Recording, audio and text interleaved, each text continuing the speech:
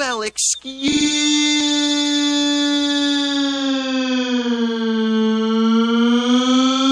me, princess.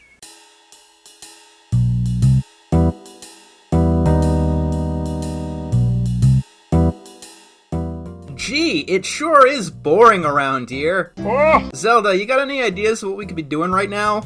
Zelda, you alright there? You got a little something on your, Nice job, hero. Hey, I was sick. You'll be sicker if we don't get that Triforce back. I personally guarantee it. You know, I wasn't aware that The Legend of Zelda was the legend of her pompous attitude. Hey, Link, I think that something is up with the princess. She might be like a doppelganger or something. We gotta do something. Zelda! Link! Oh boy, smooching time! Oh. Well, I don't think he's gonna be much help. There's only one who could be responsible for this. Someone whose evil has gone unmatched. Ganon.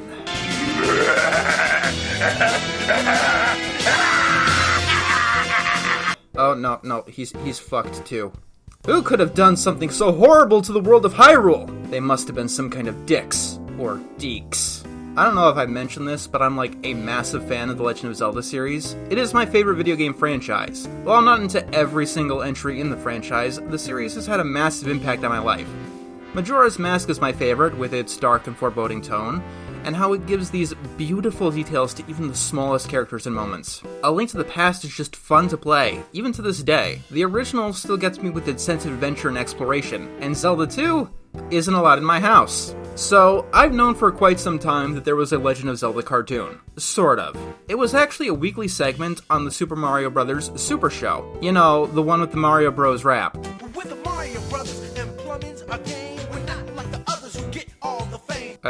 What? If you know how corny the Super Mario Bros. Show is, you could probably predict that the Legend of Zelda cartoon was a similar tone and quality. I mean, there isn't a Zelda rap or anything. Actually, the intro to the Zelda cartoon is really cool. We start by seeing Ganon being all evil with his minions plucked straight from the game. And we see some of the cooler action sequences in the show. And Link and Zelda making a daring escape. It gets you really hyped up until you hear... Hey! Excuse me, princess! Excuse me for a moment. Nope. And when you start watching the actual show, you...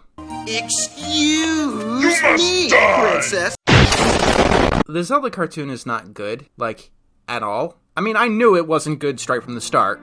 I'd ask you for a kiss, but it looks like you're all tied up. But, like, I didn't know how bad it was actually going to be when I got into this mess. Is that what they call a royal flush? This show hurts me in such a way that I really don't even know what to say. I'm very upset!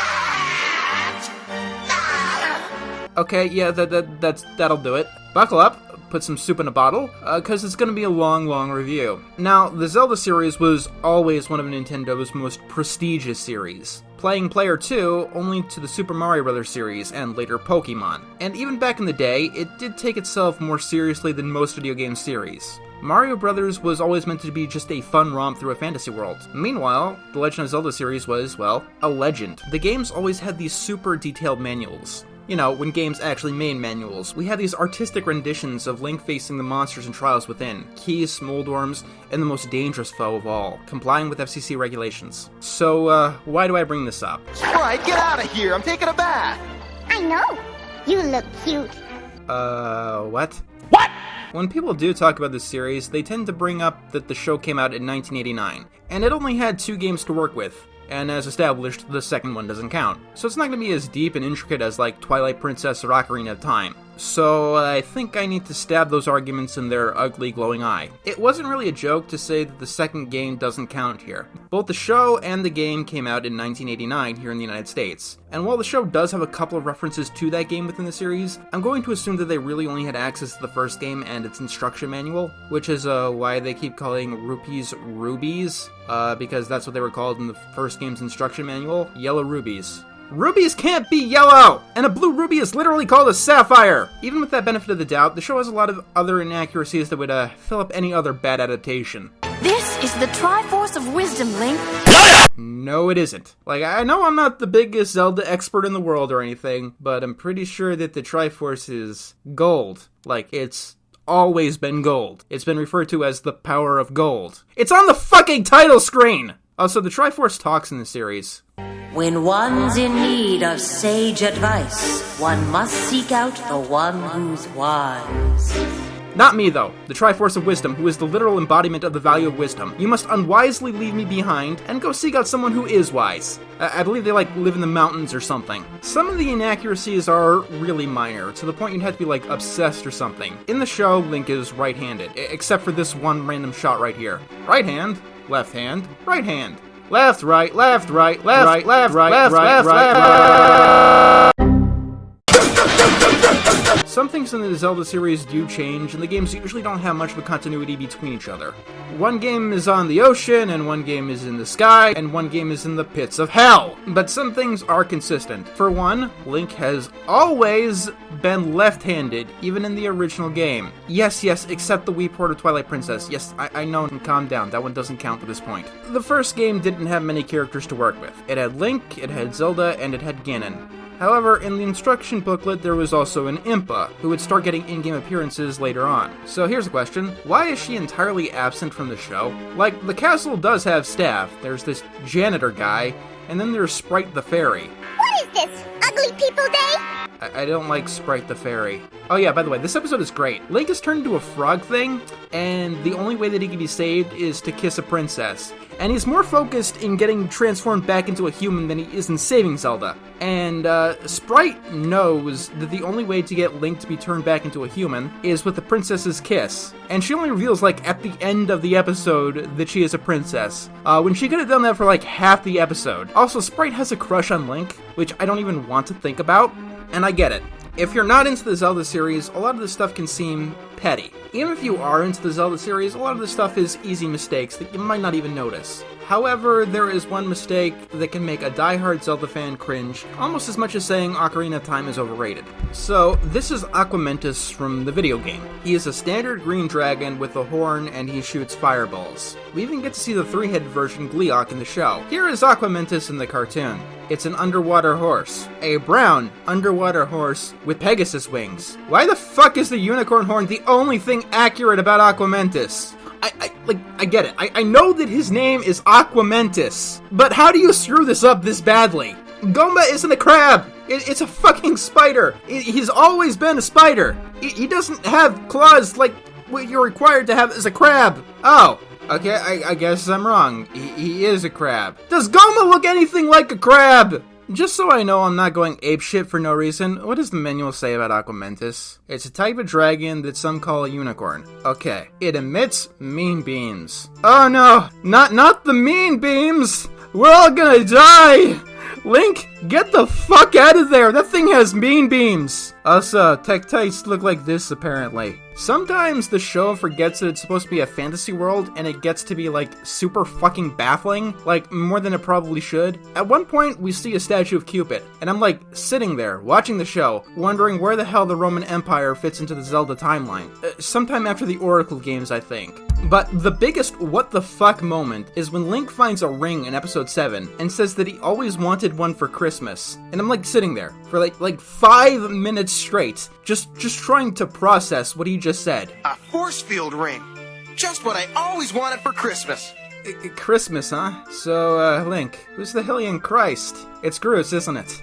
Now, the Zelda cartoon is meant to be a sequel to the original Zelda game. He found all 8 pieces of the Triforce of Wisdom and it's back together, which means we do kinda need a new story. So, what is the plot of this cartoon? Whoever gets both Triforces will rule this land forever. Got it, everyone? They've changed the plot about saving the world and searching for these mythical artifacts to a game of capture the flag. I don't know why they didn't just try to adapt the video game in this video game adaptation. The original game had a pretty involved story. Just look at the intro. Many years ago, Prince Darkness Ganon stole one of the Triforce with power. Princess Zelda had one of the Triforce with wisdom. She divided it into 8 units to hide it from Ganon before she was captured. Now Link must find the 8 units to save her. It's one of the best video game stories of all time, downright Shakespearean. Up there with Ride to Hell Retribution or Two Worlds. Warriors, hard ones.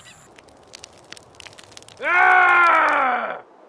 Another beautiful day in the magical kingdom of Hyrule. Boring place. I used to roam the world, fighting monsters and sleeping in mud. A hero's life. Now look at me. Living in a castle, sleeping in a bed. Aren't I sweet? So, I don't think I can hold this off any longer. Link in this show is fucking awful. We've all heard his infamous catchphrase. Well, excuse me. But that's where the problems start and not where they end. So if you showed me a picture of Quagmire, and then you showed me a picture of Link, I don't think I'd be able to tell the difference. Like, something is fundamentally wrong with Link in this show in a way that is aged super poorly. In the games, Link went on these epic quests due to his own heroism and, well, courage. In the show, Link helps out because he's fucking horny! Like, James Sunderland is looking at this guy sideways. Every single opportunity, he keeps asking Zelda for a kiss, like when they're tied up together, and when Zelda is in danger, and when Link is in danger, and when Link is a ghost. Like, there's a reason that one of the episodes is called The White Knight. Someone's about to get Twitter canceled. We're gonna see this hashtag any day now, I know it. And this here pisses me off, admittedly more than it should. I mean, first of all, let's talk about canon, not that it really matters. Link is an odd name for a hero, and once that you learn that you're not actually playing as Zelda, and Zelda's the name of the princess, the next question that comes up is, why Link? Well, the guy who made the game, Shigeru Miyamoto, has stated that Link is supposed to represent the link between the player and the game world. Like many silent video game protagonists, he's supposed to be a self-insert. You're not supposed to see yourself as playing a character trying to save Zelda. You're supposed to see yourself as trying to save Zelda. Zelda! Link! Oh boy, smooching time! Ah! Oh! It's not just unfunny, it's insulting. Like, this was corny and gross at the time, but as the time has gone by, Link's behavior here is just absolutely repulsive.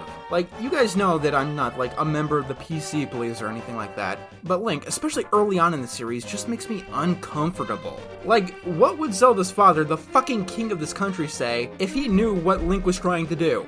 What are you up to, Link? I was, just gonna swing in through your daughter's window and try to get her to kiss me. Not a chance. No? No. You'll need to take flowers. What the fuck is wrong with this cartoon? I'm glad your ass got turned into a fucking boat! And it was at that moment that I just realized that I may have members of my audience who have never played a Zelda game, and must be, like, very confused right now. Then again, we've all put princesses in glass bottles to save a monkey from being boiled in a poison swamp. I got a cow on my head. It's a memento from when I was walking through a park with a Pikachu mask, when I met a fox that asked me how many tiny cow statues were in town. And he gave me a piece of candy. At least I think it was a piece of candy. The nice old lady said it was. It does make me question the one that I found in the toilet, though. What was I talking about? Oh yeah, Link, right. Now, if you thought that Link was bad, you are absolutely right. However, oh dear God, Zelda. Now, Zelda has had an interesting history with the series. Sometimes she's just there, like in the original games or even more modern games like A Link Between Worlds. Sometimes she can be the best character in the game, and sometimes she can be the absolute worst. If you want me to, yes, I will elaborate in a future video. But good God, there has been no incarnation of Zelda worse than in this show. What are you doing here? Nothing much. Just heroically saving your life. Why? You're supposed to be guarding the Triforce. Link, what the fuck are you doing here? I told you to be in the tower. Never mind you just saved my fucking life. Get back to the fucking tower. Like, throughout the series, she is just the fucking worst. You were standing on this flower, you brute! You know, maybe that's why Zelda's a legend. Because no one is daring enough to get close to her pretentious ass.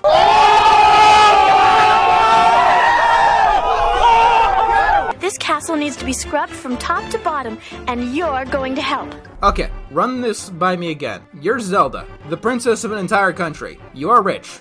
You have a ton of resources and can basically tell anyone to do anything. You're an absolute monarch. And you're using Link, whose specialty is sword combat, and is the only person who can protect the world from Ganon, and protect the Triforce from falling into his hands. And you're using him to do spring cleaning. Can't you fucking hire a maid? Can't you hire 1,000 maids? Like, we find out later that she has hired one janitor for the entire castle. You know, Ganon, instead of trying to conquer Hyrule, maybe you could just, like, ask. Zelda has the goddamn hero on janitor's duty, and her father has the entire army building a water park. Oh yeah, there's an episode of the show where they're trying to get a water park built. This is based on a game with a magic watch that can stop time. But no, it is much more interesting to try and get a water park built. There is only one time that the show actually made me laugh, and that's the second to last episode. Ganon hits Link with the magic, and that turns him into a ghost. I mean, it's not the best episode because it has moments like this.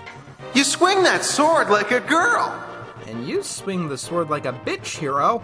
Zelda can see Link as a ghost, and they're constantly asking why. And then Ganon reveals it's because Zelda loves Link. Zelda loves Link. Love you? Ha! It's just that without your body, you're even more useless than usual. Zelda loves Link. You idiot! I could have smothered in there while you were playing with those spiders! Zelda loves Link. You called for a hero, princess? Yes, but I guess you'll have to do. And at the end of the show, Link's all like, I have clearly saved the wrong Zelda. You just go kiss a moblin. I don't care. I'm gonna try my luck with this other Zelda behind the fucking door here. Honestly, after watching this cartoon, Zelda 2 is a lot more understandable. Yes, Death Mountain is worth it to have to deal with any other Zelda than you! This cartoon came out at the absolute worst time for female characters. Like, up before the mid-80s, things weren't very good. Female characters were usually subservient to the male characters. They were sidekicks, if not undeveloped love interests. Like, the first character to really break out of the mold, I think, was Ellen Ripley from Alien, and most shows and movies took the wrong idea from that film. Being independent didn't mean your own person solving your own problems. It meant being an unsufferable asshole. And this went on for like 2 decades. Like, in terms of specifically female characters, Zelda here is one of the worst I've ever seen. She has nothing redeemable about her. They try to make her hyper-competent, but she keeps getting kidnapped and requiring a man to save her. They try to make her an independent woman who don't need no man, and she keeps asking Link to do everything for her. And in one episode, she falls head over heels in love with the first man who isn't Link that she sees. They try to hint that she's a love interest while building zero chemistry and turning her into an irritating harpy. Zelda could only see Link if she was in love with him! Yeah, maybe like a nagging mother, because that's what Zelda's written as to Link. Clean your room, Link. Wash your face, Link. Stop sleeping around, Link. We gotta do spring cleaning, Link. Because that was the best Zelda game ever. Magical Janitor of Hyrule. If you haven't heard of it, it was because it was only released on a satellite add-on for the Super Nintendo in Japan. It's very obscure. Oh, and this is something that I, literally just noticed. They got her hair color wrong. In the game, her hair is brown. In the show, her hair is blonde. What's the matter, Deke? Couldn't get that far? You gotta give the meat to the Goria to get through level 7. This how you beat the game! Like, if we're talking chemistry here, it's down to the most basic things. Link often calls Zelda Princess, and Zelda often calls Link Hero. Now, on paper, that doesn't sound so bad. It could even be endearing. But for some reason, the voice actors can't say those words without them being filled with disgust. Link in the show says the word princess like he's the only survivor after the entire platoon was sent on a suicide mission. Zelda says hero like Link is one from the Fable universe, where they call people who murder full fucking towns heroes. Maybe I was wrong. Maybe they do have chemistry. Link is sodium and Zelda is water. It's usually a sad thing when I have to say that the music is the best thing from the show. And the music is decent. The original game had 5 songs, but they managed to make it work. There are some nice original tracks, and they were able to remix the original NES music into something pretty cool.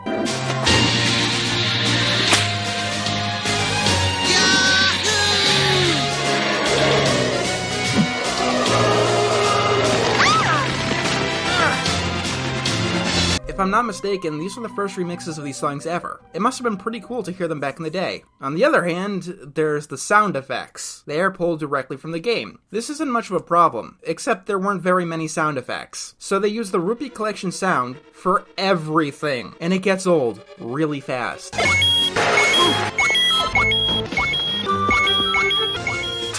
Could you imagine hearing this sound just doing something normal? Constantly? Sometimes I feel like the show is held together by Scotch tape. Ganon's got the Triforce of Wisdom! And he's getting away! We'll never catch him now! Especially because we're just standing here, not moving. Technically, this is one of the sloppiest shows that I've ever seen. You know how in SpongeBob, when there's bubbles in the background, they move like bubbles, instead of being there stationary? It's little things like that you really take for granted when you're watching a real cartoon. Episode 1 has lip-syncing problems, and they don't get better as time goes on. Actually, it feels like halfway through this, they ran out of budget, because each episode is technically worse than the last. In episode 5, the king is supposed to be falling into a bottomless pit, but you can clearly see that there's bricks under the yellow sheet. In episode 7, Link gets kissed so hard by Dark Zelda that his lip-syncing breaks completely. Also in episode 7, there's this right here. So, Zelda is standing over a ledge. Link runs into her from behind. It's a straight hallway. And they both get knocked straight down, and somehow land to the side and start tumbling down the stairs. Guys, I know that perspective is difficult, but it is a fundamental for a reason. And that is definitely falling animation, technically speaking. Like, I took notes as I watched this, and at a certain point, it just became a growing list of animation and continuity errors. This is my favorite right here. They took a background and just crudely drawn mouths on it, where they don't even fit the faces. Hey Bob, I sent the colorist home early. What do we do about this shot?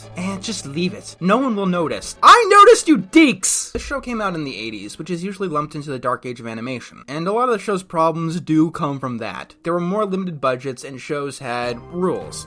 They had to be more formulaic. They had to rely on catchphrases. That's not really an excuse for any of this. First of all, even back in the 1980s, this was not presentable. These constant animation errors strike me as a show that wasn't even finished. That wouldn't be excusable at any point of time. But 89? DuckTales came out in 1987 and managed to change the industry with its standout characters, high production values, and quality writing. Ren and Stimpy came out in 1991, and Batman the Animated Series came out in 92. If none of that counts, let me introduce you to the Dungeons & Dragons cartoon. It ran from 1983 to 85, and it was another fantasy show based on a licensed property. And it was really, really good. Yeah, it had a lot of 80s cheese, and it wasn't always entirely accurate to the game, but it understood the spirit of the franchise. And even if you never considered playing D&D, the show had interesting and, for the time, violent stories. I'm not complaining that Link can't use his sword like an actual sword.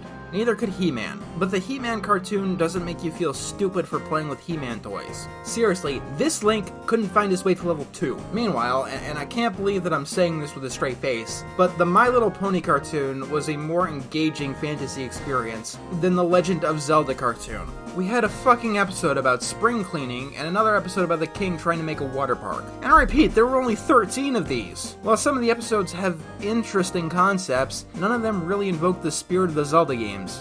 You know, my favorite Zelda item was the big-ass magnet that you could use to pull entire castles underground. I think it got in the Temple of Bullshit from Minish Cap. The other plots aren't very unique among fantasy series. We have an episode with a mirror clone, there's a mind control episode, getting scammed by an unscrupulous merchant, turning into a fucking frog. That's fairy tale stuff. In episode 12, Ganon zaps Link into the evil jar. He has this whole army in front of Zelda and he wants to get the Triforce, which she has right there. So Ganon, wanting the Triforce more than anything else, with the hero completely out of the way, decides to peace out and tell Zelda to bring the Triforce to him. And I mean, only having one game or two or whatever to work with isn't an excuse either. You know what else came out in 1989?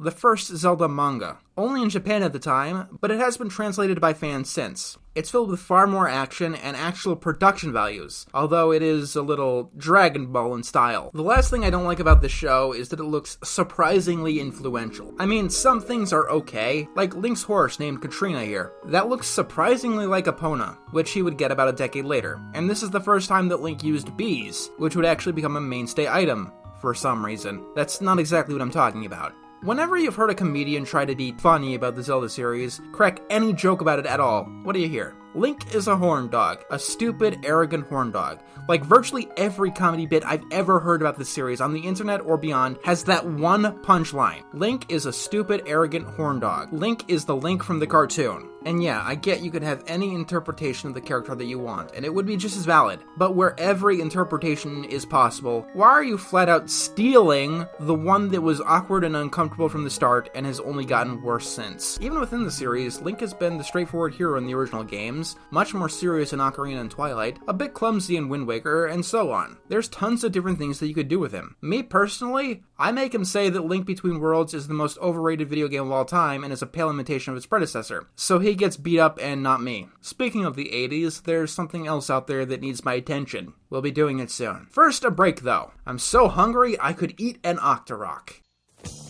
Hey, you've reached the end of the video. The names scrolling by right now are of all the wonderful patrons who've donated to help keep this channel alive. If you'd like your name in the credits, head on over and make a donation yourself. Also, be sure to check out my Twitter, Instagram, and TikTok for exclusive content and previews of my upcoming videos. I've also got a forum where you can discuss anything that has to do with my content and connect with the rest of the community. To find anything that I mentioned, just visit my link tree in the description down below. Lastly, be sure to subscribe, comment, and share this video with your friends. Oh, and thanks for watching.